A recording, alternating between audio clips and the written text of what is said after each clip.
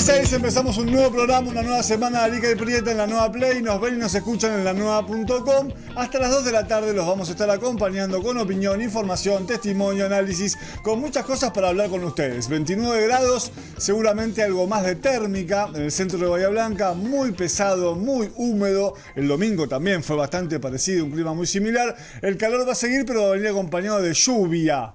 Esta noche, a la tardecita, noche, hay pronóstico de lluvia, se intensificaría un poco sobre las horas de la madrugada. En principio lo que es una alerta amarillo, con lo cual no debería ser una lluvia muy importante. Pero bueno, naturalmente seguimos los bahienses con la misma sensibilidad de los últimos tiempos, sobre todo con lo ocurrido con la inundación del 7 de marzo del año pasado. Así que siempre atentos a los fenómenos meteorológicos, siempre viendo de tomar las precauciones necesarias, pero insisto, el alerta amarillo, hasta ahora ningún alerta amarillo fue grave ni demasiado significativo en nuestra ciudad, por suerte. Bueno, tantos temas para hablar hoy. Vamos a arrancar seguramente por la parte nacional mientras esperamos la llegada del otro conductor. Bueno, no me presenté, mi nombre es Maxi Alica. Sergio Prieto está en camino, está resolviendo un temita personal y ahora viene, pero bueno, vamos a ir desandando el programa. Vamos a arrancar por los temas nacionales esta vez. Estamos con el diputado nacional Pablo Juliano de la Unión Cívica Radical, dentro del bloque de Provincias Unidas en el Congreso. Pablo, bueno, gracias por venir. Gracias a ustedes. Nuevamente, pues ya habías estado acá en Alica y Prieto conversando. Bueno, y en un día, mira, uno de los temas que quería hablar con vos, justo se da una noticia en estas últimas horas que nos permite traer el tema a colación. Hay un juez en el fuero contencioso, bueno, ahora se me escapó si es contencioso laboral, pero bueno, hay un juez de apellido Ojeda que tomó una presentación de la Confederación General del Trabajo de la CGT y suspendió más de 80 artículos de la reforma laboral sancionada por el Congreso de la Nación hace un mes, aproximadamente un mes. Bueno, no es una medida de fondo, se está estudiando la eventual inconstitucionalidad de la reforma laboral impulsada por el gobierno de Javier Milei, pero por lo pronto suspende la aplicación de artículos muy significativos como la creación de los fondos de asistencia laboral para ir acumulando dinero para cubrir indemnizaciones por despido. Bueno, varios de los artículos más polémicos o más discutidos que ha tenido esta ley. Bueno, Pablo, ¿qué significa esto? ¿Cómo lo ves? Era posible porque el gobierno en línea general lo que hizo fue crear una modernización laboral que no modernizaba nada. Era un riesgo recontra probable. Incluso había pasado cuando el gobierno había intentado a través del decreto 7023 y había pasado de vuelta cuando lo intentó en la reforma de la ley bases. Es decir, cuando vos creás un clima triunfalista alrededor de la elección que tuviste y desaprensivo con la realidad. Yo siempre dije que la modernización laboral estaba divorciada de la realidad argentina. No venía a modernizar, no terminaba generando un clima ni de inversiones, ni atendiendo al marco que necesitan las pymes para poder no despedir. Yo digo, las pymes no es que contratan y después están viendo a ver cómo despedir. Son las grandes multinacionales, y esto hay que decirlo con nombre y apellido, que necesitan porque tiene otros volúmenes económicos. Pero las pymes son las grandes contratadoras y vos vas a ir camino a una modernización y te faltaban las pymes, te faltaba el capítulo de capacitación. Es decir, nosotros cuando armamos la plataforma en su momento de Juntos por el Cambio, el primer punto en materia de la modernización laboral era la capacitación. Yo te digo esto, por ejemplo, el otro día visitaba una escuela rural y vos ves cómo se forman los pibes en la escuela rural y no tiene nada que ver con lo que después van a tener que hacer con el nuevo campo argentino. Es decir, es más parecido a el manejo, es preferible que les des una PlayStation para que vayan a la escuela rural, porque después las nuevas cosechadoras, la fumigación, todo el manejo de dron, es toda la nueva tecnología. Entonces, ¿eso vos te crees que está fuera de una ley de modernización laboral? Entonces, yo no entiendo cómo este gobierno se perdió una oportunidad enorme, teniendo los votos, teniendo el número, de poder sacar una ley potente. Pero acá hay algo que no se dice. La ley salió con connivencia con el sindicalismo argentino. A ver, ¿cómo es eso? ¿Y qué interés toca? Lo único que le importaba era el FAL. Lo único que le importaba a Caputo era el FAL, hacerse de entre 3.000 y 4.000 millones de dólares al año. Eso es lo que te pasa. Esto pasa cuando vos tenés una clase política que termina siendo divorciada. Yo dije que en la modernización laboral se iniciaba el divorcio de este gobierno con la sociedad. Se habían metido con las personas con discapacidad, se habían metido con los jubilados, se habían metido con las universidades, se habían metido con todo. Pero cuando vos te metés con los argentinos, te metés con los dueños del país. Es decir, es transversal. Porque el que tiene el laburo tiene miedo a perderlo. Y el que lo perdió No tiene esperanza. ¿Pero por qué decís que tiene connivencia, que tuvo connivencia con el sindicalismo? ¿Y qué interés tocó? Había unos artículos que los removieron al último momento, ¿no? Vinculados con los fondos de... Nunca Milei se animó a discutir en una modernización laboral. ¿Pero por qué digo esto? Yo no tengo por eso una digo, mirada antisindical. A último momento había unos artículos que tocaban los fondos que manejan los gremios que fueron retirados del proyecto cayeron. y no se trataron. Entonces te quedó una marcha, el pliego de condiciones era una marcha en donde están flexibilizando, y no pasa nada. O sea, vos decís que todo esto es una especie de puesta en escena. Totalmente, no me cabe la menor duda. Y por eso digo, pero vos podés... O sea, lo de la CGT contra el gobierno, en fin, es toda una puesta en escena para que parezca que son opositores, Sí, pero no lo son. Y voy un paso más. Si la fuerza sindical, la fuerza que organiza a los trabajadores, no entiende que desde hace 20 años el empleo en blanco en la Argentina cae, y vos no te sentís afectado por eso, me parece que es un llamado de atención enorme. Así como, te vuelvo a repetir, desde el 2023 para acá, muchas conversaciones tienen que cambiar en la Argentina. Toda la clase política que quiere insistir en esas conversaciones como si nada hubiese pasado, fingiendo demencia, lo va a seguir pagando caro. Es decir, los sindicatos van a seguir pagando con pérdidas de puestos de trabajo. Y esto es una realidad, es así. O sea, vos dejaste afuera el teletrabajo, dejaste afuera a los trabajadores de plataforma. ¿Y qué modernización habló el gobierno? Por eso te digo, hubo el primer quiebre, estuvo el primer quiebre y dejaste afuera el capítulo sindical. Yo con esto no vengo con ánimos revanchistas de la década del 80, no tengo esa mirada. Yo lo que digo es, cuando te hablo de la capacitación, vos me vas a decir que la fuerza sindical, las cámaras empresarias, las universidades no tenían nada para aportar en la nueva generación de empleo. ¿Y la inteligencia artificial? ¿O no va a afectar la pérdida de puestos de trabajo? El mundo entero va hacia reducir la jornada, nosotros volvimos 100 años para atrás. Obvio que iba a caer en manos de cualquier juez que le iba a declarar inconstitucional. Y entonces todas las leyes que construye el gobierno las hace para una parafernalia de un simulacro de construcción de un país sin propósito. Pero yo digo, vos te podés meter con un montón de segmentos, como lo vino haciendo, por el bono político que tenés del 2023, refrendado en el 2025. En el 2025 la gente dio vuelta el reloj de arena. Y dice, bueno, ahora quiero respuestas.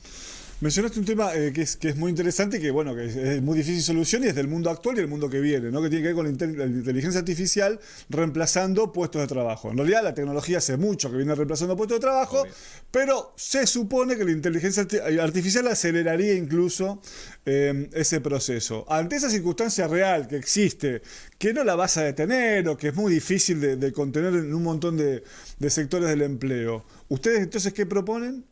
¿Reducir jornada laboral para crear más puestos de trabajo? Yo antes que reducir jornada o hablar de eso, te digo... Sí, reducir jornada laboral. Por empezar, yo digo lo siguiente. Ya que íbamos a discutir una modernización laboral, ¿es lo mismo trabajar la relación de trabajo si yo trabajo, perdón el chivo, en McDonald's?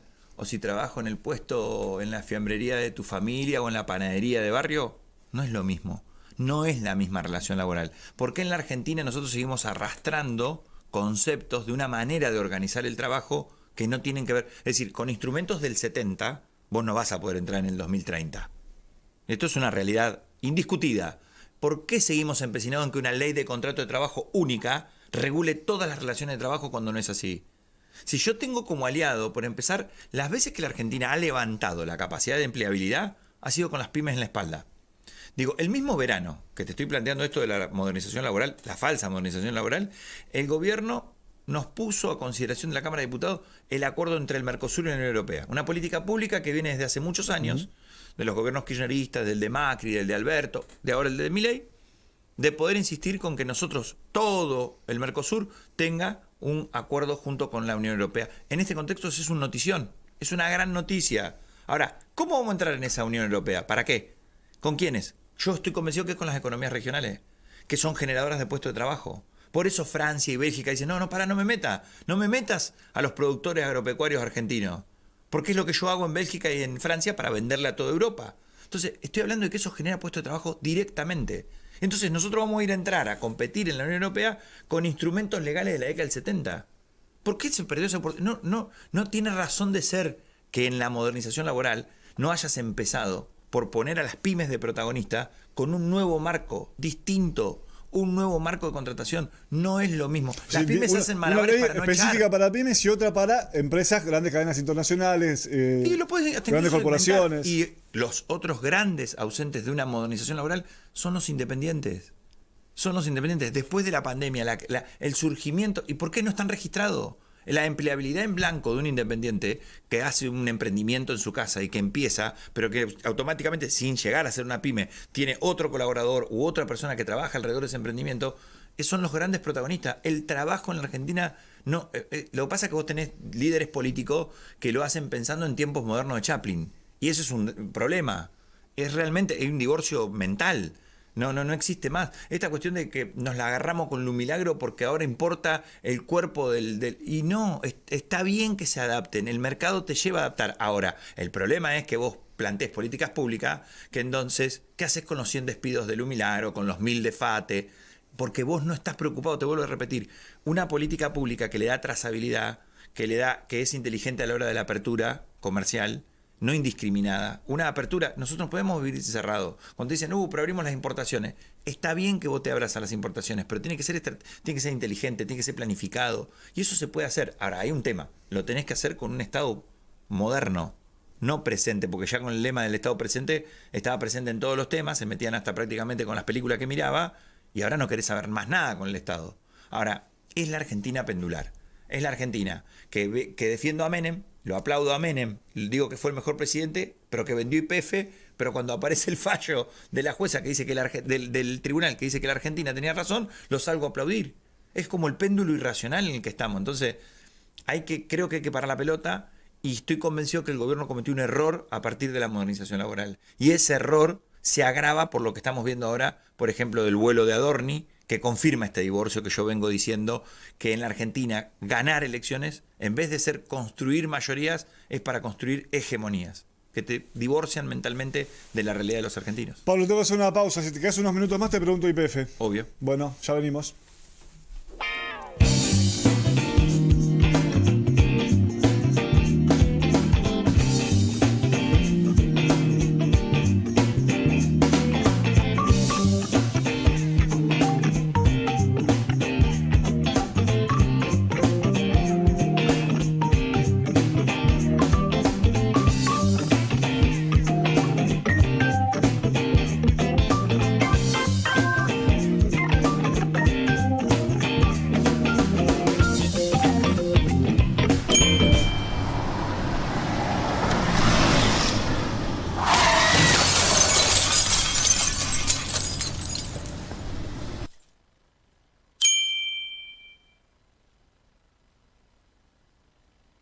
No uses el celular mientras conducís.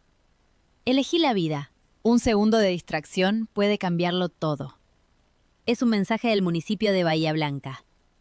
¿Tenés una idea, una queja o un reclamo de Bahía Blanca? Ahora podés comunicarte con el Consejo Deliberante para obtener una respuesta y darle curso a tu proyecto. Andá a HCD Bahía Blanca en Instagram o a cualquiera de las redes del Consejo y vas a encontrar el link. Entrá a HCD Responde y completa todos los campos. Tu mensaje llegará directo a un grupo de concejales que lo tomará para empezar a trabajar ya mismo. Participá, construyamos juntos la ciudad que queremos. Honorable Consejo Deliberante de Bahía Blanca.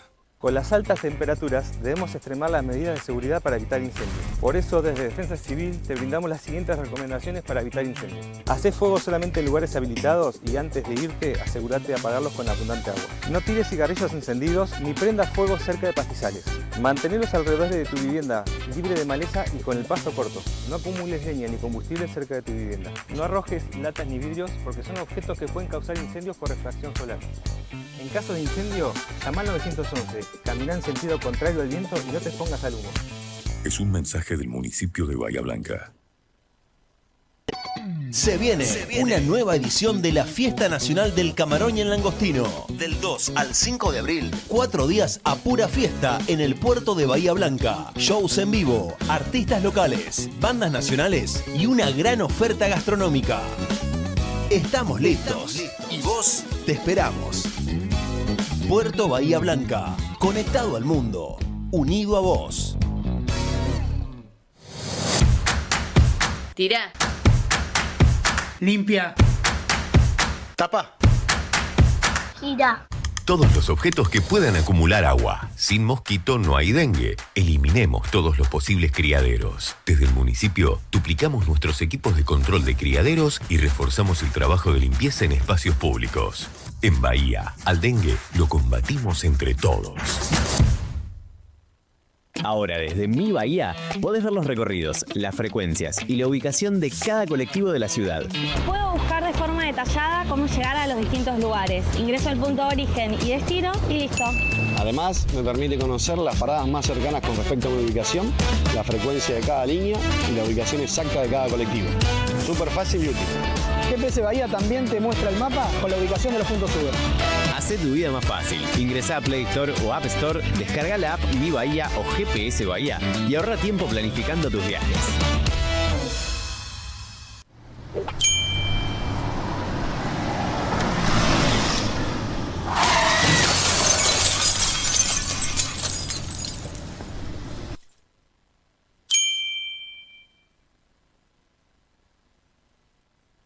No uses el celular mientras conducís. Elegí la vida. Un segundo de distracción puede cambiarlo todo. Es un mensaje del municipio de Bahía Blanca.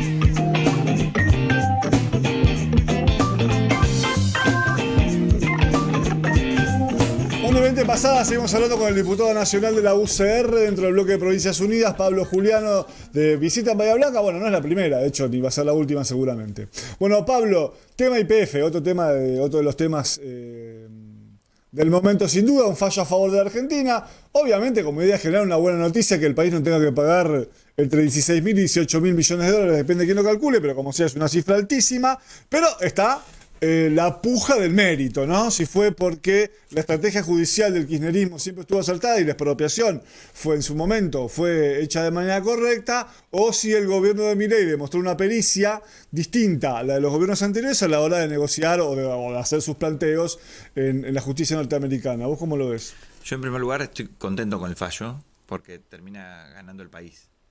Y cada vez que el país nada más y nada menos se ahorre, como vos decís, entre 16.000 y 18.000 millones de dólares, cuando no nos sobran los dólares, es para celebrar.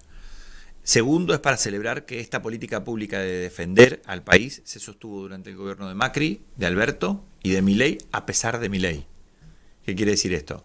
Lo primero que hizo Milei, ni bien a los 2 meses de asumir, manda la ley bases al Congreso, y dentro de esa primera ley base había 41 privatizaciones, entre ellos intentó privatizar el 51% de lo que ahora está celebrando.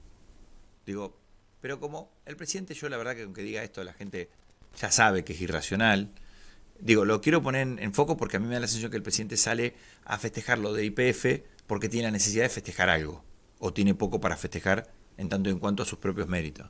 Pero esto no es para que caiga en la canaleta del toma y daca de la política. A mí me interesa que la gente entienda que YPF es clave para el futuro. Pero para el futuro no como algo lejano. La crisis energética que vive el mundo, vos tenés la mitad de una de las empresas más importantes, en el top 10 de las empresas de energía, YPF entra tranquilamente, pero tranquilamente. Y no estoy haciendo argentinismo.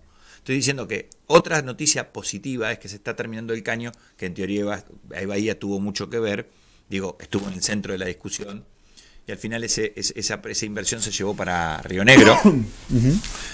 Bueno, el caño se está terminando, eso nos va a permitir como país alcanzar los 2 millones de barriles de exportación. Eso te coloca inmediatamente en la región como un actor central en materia energética. Vos mirá, bueno, pero pará, con la crisis del petróleo, el aumento de las naftas, sí, y a eso yo agrego que la ganancia que nos produzca YPF nos permita llevar gas para las zonas industriales y nos permita llevar gas para las zonas residenciales que el país no tiene, para evitar, por ejemplo, escenas como la que pasó hace una semana en Merlo, que reventó un galpón de garrafas. Porque si no, vos condenás al país a que tenga recursos, pero siga empobrecido. Entonces, pero solo te permite esta discusión si vos tenés YPF. Si vos la tuvieras privatizada, esa conversación no la podríamos tener. Entonces, yo celebro el fallo, en primer lugar. Sé que algunas facciones de un lado y de otro van a querer tomar partida. Lo que la gente y todos nosotros tenemos que entender es que a veces gana toda la Argentina. Si somos conscientes y nos paramos en los temas de defender el país y no de defender los intereses, pues te voy a repetir, para mí los libertarios no tienen autoridad porque aplauden las políticas públicas de Menem, que la entregó. Y sectores del kirchnerismo, cuando empezaron a abrir para las áreas privadas, las regalaban. hubo activos de empresarios que se le regalaban, que pagaban sus acciones con YPF, con el producido de YPF, y eso también está mal. Entonces, yo celebro que ahora el 51% está en manos del Estado, celebro que la mayoría de la Argentina entienda, como hizo Noruega, que nos permite a nosotros trazar un puente y conectarnos con un tema. Tener resuelto una materia difícil como es la materia energética no es menor. Me preocupa que el gobierno no tome cartas sobre el asunto con los aumentos indiscriminados que ha habido de la nafta y que va a haber del gasoil en tiempos que tenemos que ir a levantar la cosecha. El gobierno nacional obtuvo victorias significativas en el Congreso de la Nación.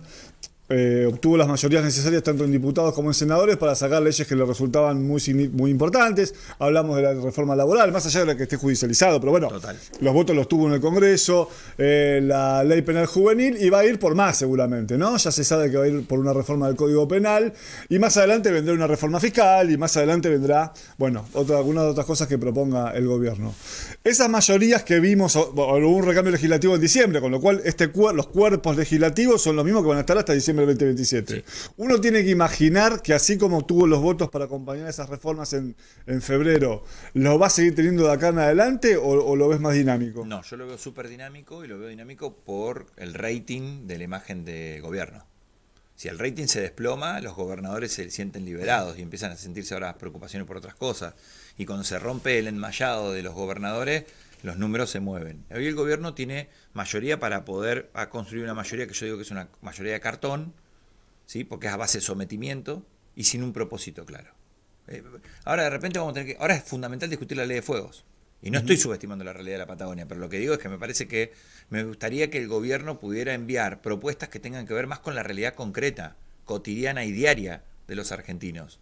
Realmente te digo, yo creo que a mí me preocupa que el gobierno no pueda esbozar nada.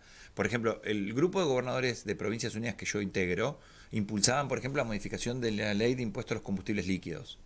Bueno, si te llevas semejante cantidad de porcentaje de un impuesto que es, digamos, transversal a todo, cargas 2 litros de nafta en la motito y estás pagando ese impuesto, o cargas gasoil para levantar la cosecha, entonces me parece que ahí el gobierno no tiene creatividad, no está siendo muy ocurrente en la diaria de los argentinos.